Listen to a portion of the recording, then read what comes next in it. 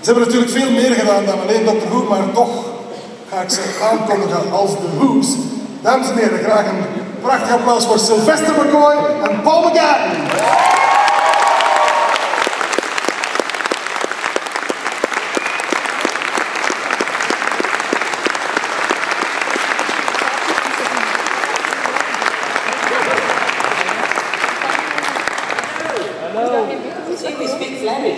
Oh yes, that's our whole vocabulary. Hi folks. Oh, it's nice to be in the light. If we've been in the dark, like mushrooms. Of course, my character in the Hobbit, he liked mushrooms, didn't he?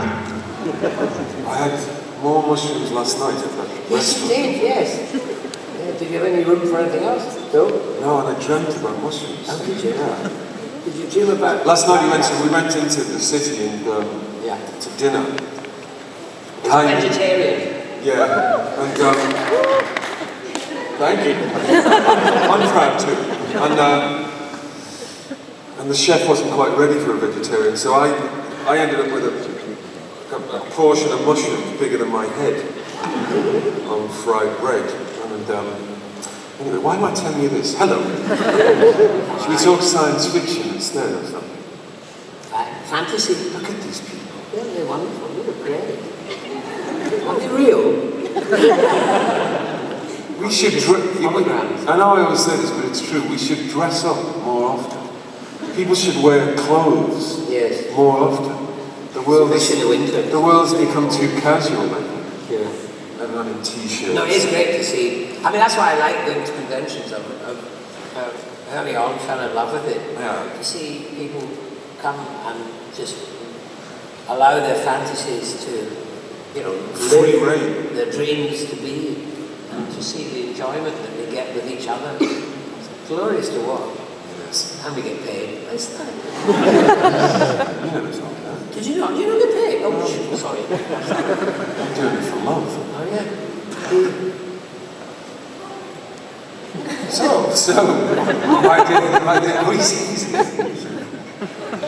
Should we let's have some questions. Yes, that sounds like fun. Yeah. I think so. So, questions. Oh, we have one already. Because it's a Sunday morning and people are getting... And these empty chairs, these are the people that are still in church, right? We hope. Yeah, hi. I was wondering, what's it like to be part of the old Doctor Who when there are so many fans of the new Doctor Who? Well, you're the young old Doctor Who, I'm the old Doctor Who. Okay. Yeah, I mean, we're the 20th century Doctors. We are. So time travel means that we're not young or old, we could be, we could be any age really. Yeah, keep talking, man. Yeah. I mean, I suppose I always think that all of us, the old ones, are a bunch of old Whoers. We are. Yeah, Whoers. Yeah. That joke doesn't go down very well. It does in Britain. In America, they go, oh! When I say we're a bunch of old Whoers. Yeah. Whoer is a lady of the night. Who? I think I know that. Hey, welcome. Your name? Stragglers. Have you got a note? Don't feel embarrassed. We're all watching you. Sick. But sometimes there is, in answer to your question, sometimes there is a little bit of a tension, and between the old boys and the younger ones. But we're not bitter, are we, at all? No, we're not bitter that they're all young and handsome. Yeah. Richer. Shiny, richer, yes. Yes. You get paid better than we do. Yeah. But, it's great, and it's a joy that they came along because, well, we might still be here, but there wouldn't be as many people out there if there were conventions. I mean, we carried on doing conventions, but suddenly when the 21st century Doctors arrived with all their technology and all their money, and they brought a lot of fans, many fans all over the world. It's brilliant. And the joy is also that young people have seen, got hooked on the new Doctor Who, and then they want to find out about the old ones, the old Whoers, and they go back in time and they rediscover it. That's such a nice thing to have. Next. Could you tell me a little bit about the Radagast? How much of yourself did you put into the character, or how much was written for it? Well, I mean, when I was offered the role by Peter Jackson, he was really sweet. He flew over to see all of us in London, and he was quite ill, but he had me for tea, and he invited me in, and he said to me, "Would you like to play Radagast?" And that's the way he said it. I mean, I would have bitten his hand off, but I kind of tried to play the role of, I'll think about it. And then I thought about it and said, yes, I'll do it. And then so I rushed home and thought, I better reread it. I haven't seen. I read The Hobbit for years. And so I opened it up and read it, and I found there was one tiny little paragraph talking about Radagast the Brown. And so that was it. Brown? Yeah, he's Radagast the Brown because he wears brown. Because then there's Gandalf the Grey. Do you know what he wears? Grey. And then there's Saruman the White. You wouldn't guess what he wears. Blue. Anyway. So, there was nothing. I couldn't base him on anything. So, I just went out there, they gave me the costume, they got bird shit rolled around my face, and they pushed me onto the set, and that was it, really. Whatever came out, came out. I'm not really a method actor. I do research. I mean, one does research, but in the end, just instinct. It's an instinct. It's something weird. You just start doing it, and if it works, it works. If it doesn't, you get panned by the critics and your fellow actors. Hello. Hi, I'm a big fan. I was wondering, you must encounter a lot of fans who tell you stories about how they experience your work. I was wondering, what's your favorite fan story? You mean of how? Explain again. What of how they came to? A story about a fan? Well, for example, for me, listening to your radio dramas really cheer up my day when I go to work, because I have a long traffic to go. I was wondering, what's your favorite story that people have told you about how they experience Doctor Who? Actually, rather than a single extraordinary tale, what's happened recently, particularly since the 50th anniversary, and particularly in North America, in the United States, is that so many more people have realized that we do Doctor Who adventures on audio, on radio. And it's a big thing for us because we've been doing these things for years. And America, although America almost invented radio drama, decades ago, years ago, there's not much of a tradition there these days anymore. But recently they've rediscovered radio drama. And these are people that often, they're not like Europeans. Americans would think nothing of driving for 6 hours, 7 hours, long journeys in cars. And of course, you can put CDs on and have whole radio adventures on in a 6-hour journey. And the last few years, I think the most pleasing thing for me, anyway, has been America. The penny has finally dropped, as we say in America, about radio. I like that. And they all say the same thing. I was in a car journey and a friend put this thing on and suddenly I was hooked. I was hooked on the radio drama. That's what I like. So the penny dropped, and also the penny dropped for us as well, because they bought them. That's true. And the pound fell. And the pound fell. Because of Brexit. Yes. Whatever. Yes. I apologise for Brexit. I'm a Scotsman. From now on, I'm going to wear a kilt. Yeah, go on. I mean, I know my father was English, so I'm an Anglo-Scottish, Irish mix. I'm British. My wife is Dutch. My son is Dutch and British. I'm European. You are. I'm a European. You qualify. You're definitely a European. But funny stories about fans. Well, I was in Minneapolis, because I'm not sure your question seemed to ask this as well, but maybe not. Anyway, you're going to hear it whether you like it. I was in Minneapolis and I was doing Doctor Who at the time, and there was a room filled with 1,000 people, and I was on the stage by myself.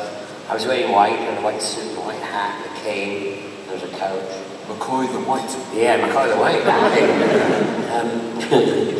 But after the question, I was nearly McCoy the Brown. So anyway, the guy stayed up and he said to me, Mr. McCoy, now you become so universally famous, are you worried about being shot? Well, I was in America. Texas. No, I wasn't Texas, I was Minneapolis. But you know, they shoot people up there as well. But they're more liberal about it. That's a more liberal So state. you were on the stage like Yeah, I'm all by myself. And so I hid behind the couch. Because I got my hat and put that up, and if no one shot it, I'd answer the next question. That's how it was. But I just stood on the stage and thought, well, they killed John Lennon. So, yeah, that was a frightening one. Hi. If you had to pick your favorite Doctor on the whole Doctor Who thing, I mean, who would you pick? I'd pick the first one, William Hartnell. I'd pick the second. Partly because he was the first Doctor I ever saw. I think that's the main thing. Yeah. It's often the first one you see. He's my Doctor. Yeah. I loved the first one. The old man with the long white hair, I loved it. Yeah. And we were just little kids and he seemed like a sort of scary granddad. That you love to have. Yeah, but there was something just compassionate about it. I loved it. I think Peter Capaldi actually is channeling him a little bit. There's elements of Capaldi that are the same. And I think that's why I like Capaldi so much. I like him as well. I think Capaldi, in time, will be the best of them all. That's my view. He's fantastic. He's brilliant, he's skillful, great actor. And he's Scottish. And he's Scottish. Which makes a huge difference. He supports Europe too. Yes. But that's what I think. Like the person who just asked, I'm also a huge fan of the Big Finish audios because I too have a long commute to work. I wondered who is your favourite person to work with in Big Finish, apart from each other, of course? It's a difficult one. I loved, there was an actress in Dark Eyes, an Irish actress, Ruth Bradley. I think is exceptional. Just quick and instinctive and clever. And everything she does, you believe it. It sounds so simple, but it's for an actor, but it was true with her. And I think we managed to hang on to her for about 6 months, and now she got off to America, to be in movies, quite right too.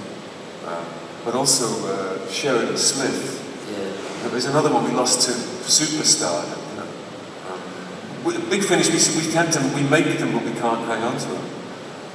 These great people. So it's a toss-up between Sheridan and Ruth Bradley. There you go. I have to say Sophie Aldrin. Yeah. I have to say Sophie. Ace. Ace! Yeah, Ace. I have to say Sophie, really. And also I have to say Bonnie, because if I don't say Bonnie, then Bonnie will be upset. And if I don't say Sophie, Sophie will be upset. And I have to work with them a lot, so I'm saying them. We're all a little bit in love with Sophie. Yes. But don't tell anyone. That's no Sophie. Especially don't put it on the internet. No. I was just wondering, how familiar were you with Doctor Who when they asked you to play the role? Did you know it at all? Well, yes, I remembered it from way back, because as I say, I watched Patrick Troughton in the 60s, late 60s. Yeah. And then a bit of John Pertwee and Tom Baker, the early years. And then I became an actor and lost touch with it, because there weren't many VCRs and no recording of any sort, there was no repeats. So you lost touch. And so all those years later when I came to do it, I had this vague, distant memory of Patrick Troughton. That's all I knew really. And in a way, I think I quite like the idea now that I didn't know much about it, because Andrew Cartmel, who was my script editor, he was Canadian, and similarly, he wasn't all that au fait with Doctor Who. So we just kind of went in and did it innocently. It upset a lot of people, But also, a lot of other people liked it. We just went places that no one else had gone before. Not because we thought we'll go there because they didn't. We just thought, let's go there. That was where Doctor Who took us. What about you? Well, when I was approached to do it, of course, it had disappeared. I killed it off. Yeah. Yeah, you know, like 6 years before or something. So that was an unusual time. So, and it was awkward because, you know, you're approached as an actor and you think, well, oh, hang on, is that going to be a good idea? You know, typecast you. Yeah, you know, you have to. It's not one that immediately you jump at. And particularly in my case, I wondered why they were even thinking about it. I thought it was over. I thought it was finished, you know. But I knew this man because we were friends, and we spoke about it, didn't we, a couple of times. And of course, at that time in '95, this was. The idea was then to try to relaunch it in the United States. That was the idea. So I said, yeah, okay, you know, let's see what happens. And that's why I'm sat here now talking to you. Yes, but for a while you wouldn't be sitting here now. That's true. Because early on, I didn't want to do it. You didn't want to do conventions. No, you no, not at all. And he asked me about them, and I told him how horrifying they were.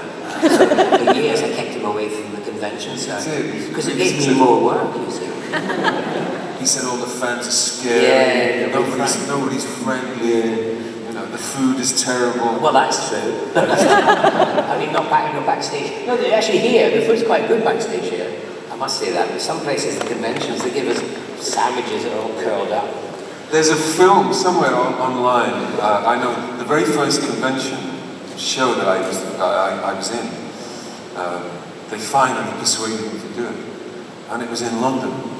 And it's online somewhere, you can see it. And I was terrified. I didn't know what to expect, and there was a room like this, and it was in a hotel, and it was dark. The room was dark. At least when I looked out from the stage, I could only see maybe the first 5 rows of people. But I didn't know that in this room were about 1,500 people. It was big, it was a big room. And you see it on the film, and I kind of come out onto the stage, and because I'd never been in one before, the audience began to cheer, and the noise was as loud as an airplane landing. It was terrifying. And you can see the blood just leave my face. and my legs turned to jelly, and then they gave me a mic, and my little voice is like a mouse squeak. I'm terrified. And I couldn't, it's a scary thing. When you first do it. But then finally quickly realized that it was a hoot, you know, it was fun, and everyone had a sense of humor. But he told me lies, you see, about it, so. My question is for Sylvester.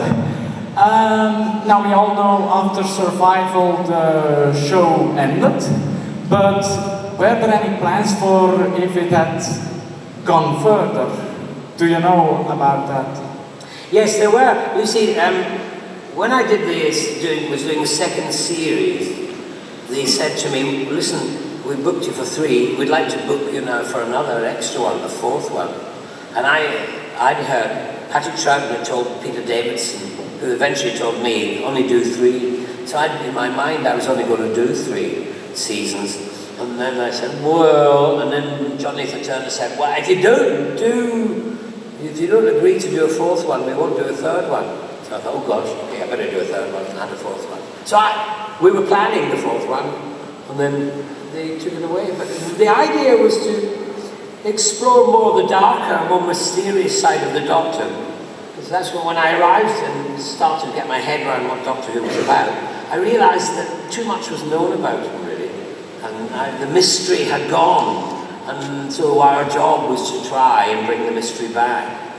And if you imagine it was an onion with layers, and we're going to peel off another layer and drop hints about the fact the Doctor was more than just the Doctor. he might have been part of a triumvirate who'd actually created the Gallifreyan society. I mean, these are the ideas we were playing around in our head. They weren't firmly fixed. And we wouldn't maybe have told that story, but we would have hinted at it during the next season. So that's where it was going. I think that story should be told. I think people should go back there. Yeah.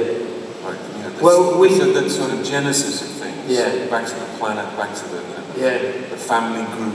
Yeah. You know. No, it would be. I mean, great. I tried to No get one's Big done it. Finish to do. We did a kind of a full season, and I suggested we did that to them because they'd done Colin's season that had been written down, you know, his season that was cancelled. So I said, why don't we try and do the full season?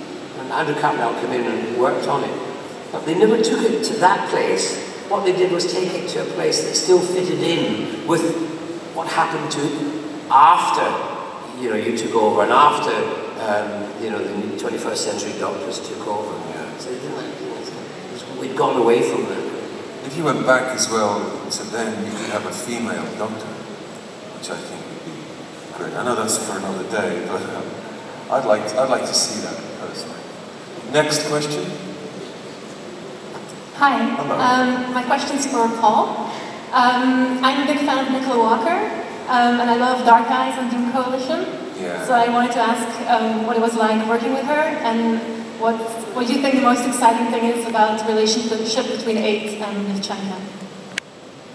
Nicola Walker, in a way, Nicola's both exceptional, she is, and people now, Nicola's been an actor for years, but what's lovely sometimes to see in your fellow actors, friends and people that you know, is even if they didn't sort of become stars when they were 22 or 23 years old, people realize 15, 20 years later how good they are. And it happens then, and it's begun to happen for Nicola now. You know, she's getting work in America, and everybody realizes how brilliant she is. And we just have a great time. She's really easy to work with. She's as natural to be around and to work with as she sounds in the stories. No fuss. She's a very easy, kind actor. But she somehow also manages to keep the complexity of the character just by doing simple things. You know, some actors are like, well, actors are people, and so they have their temperaments. You know, some actors are very forceful, and some are very charismatic. Nicola's very quiet, but just dead on. I really love working with her. It's a weird relationship that between her and the Doctor, because it's kind of, what's the word? It's kind of combative. She, I don't want to say he's like a father figure, because it's not what I mean, but you can detect that one is older than the other. And if he ever strays into that slightly fatherly tone with her, she tells him off for it, she picks him up. I like that. It's a good dynamic. And now the introduction of Hattie Morahan as well into the mix, I think we've got a really good combination. When we go home on Thursday, we start some more. We carry on with the Doom Coalition and we make 4 more episodes. So it's great. It's a great period at the moment for Big Finish. You know, it's a success, and we're really into the swing of things. And like McCoy was saying before, really the Big Finish has one business model. Essentially, the more you buy, the more we can make. That's how it exists. So it's good time. It's boom time. Keep buying it. Keep buying it, and we'll keep making it. At the back end. Hello. My question is for either one of you. But I wanted to know, because someday in the past you were some regular person, but I want to have a short history from how you became from just a regular person to a Hollywood star. So which steps you take in your life and so on. I've never been a regular person. That is true, actually. I can attest to that. You were never quite regular, were you? No. You were always slightly unusual. Yeah, I was. Yes, I was. Funny enough, I think. But you became an actor by accident. Yes, it was an accident, and lots of critics have agreed with that. It's a terrible accident. It's a tragedy. Yes, a tragedy. Yeah, no, I mean, the thing is that I think I was always acting, even when I was young. I was always trying to amuse.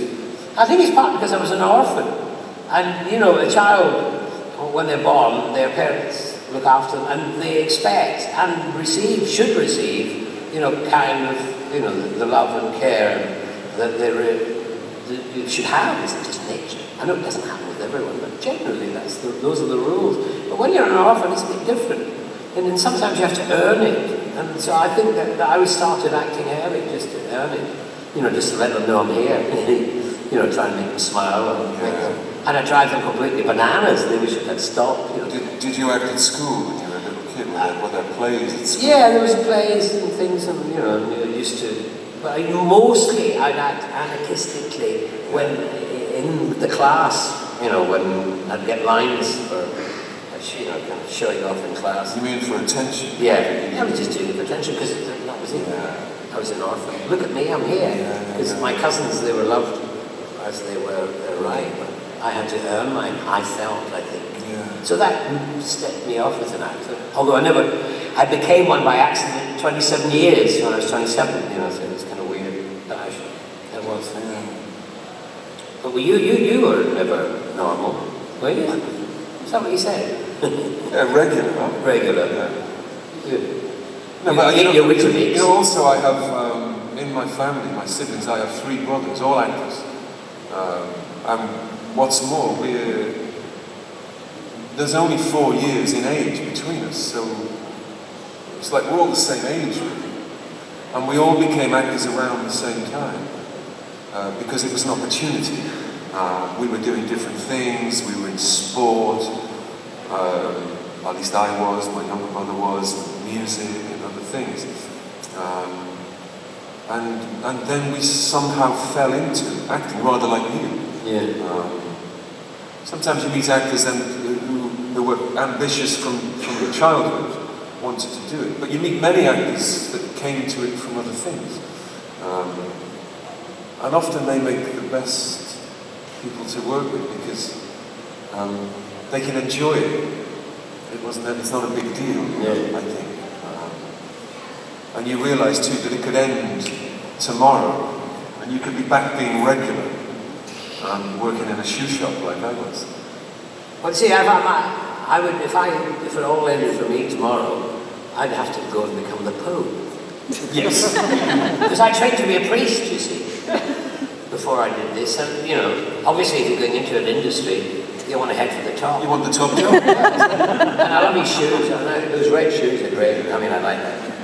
Have you seen those clips of Jude Law playing the Pope? No, I just saw a photograph. Check it out. I believe it's quite good. I read a review somewhere of it. I thought it sounded fun. Yeah. About it, and are you gonna watch it?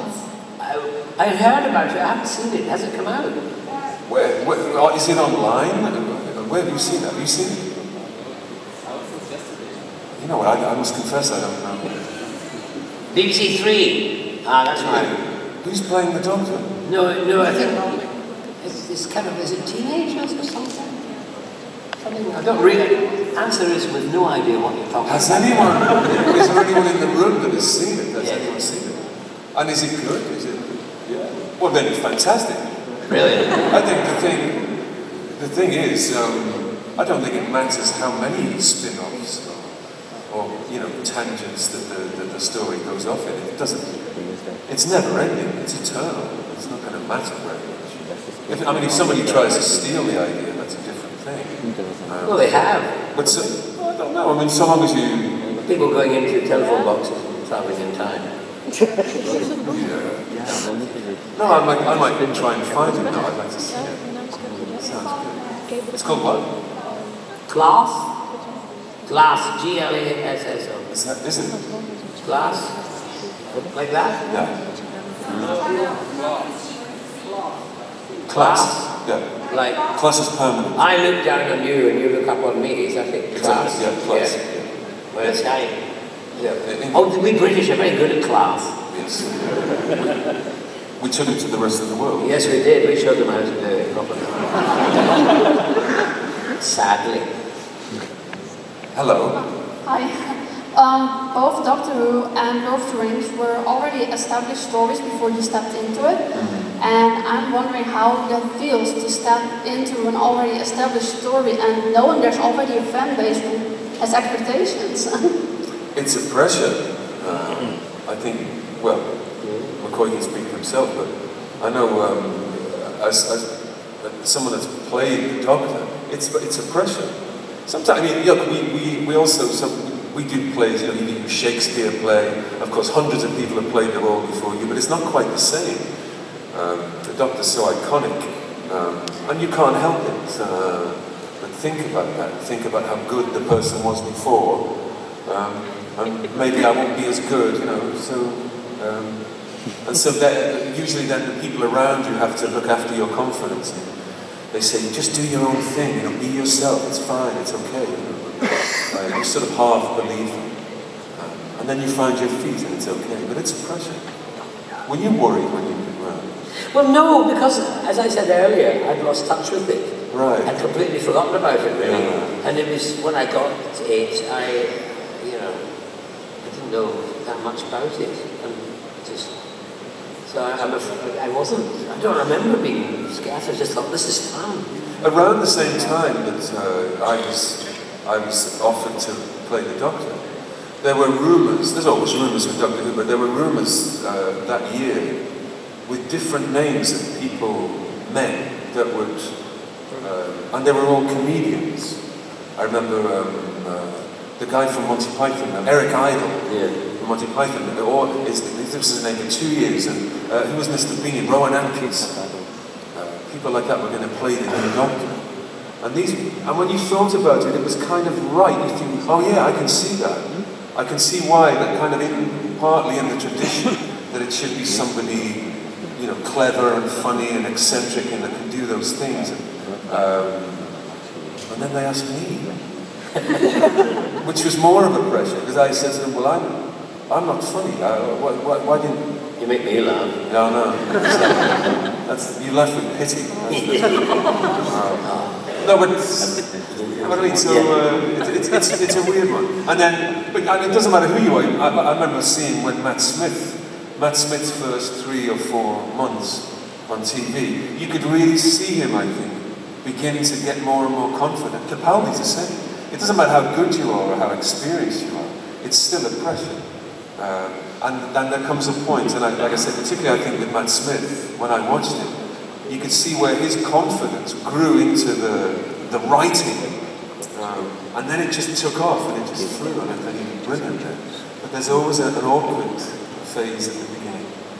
Yeah, it's just like life, really. It is, yeah, it's just like that, actually.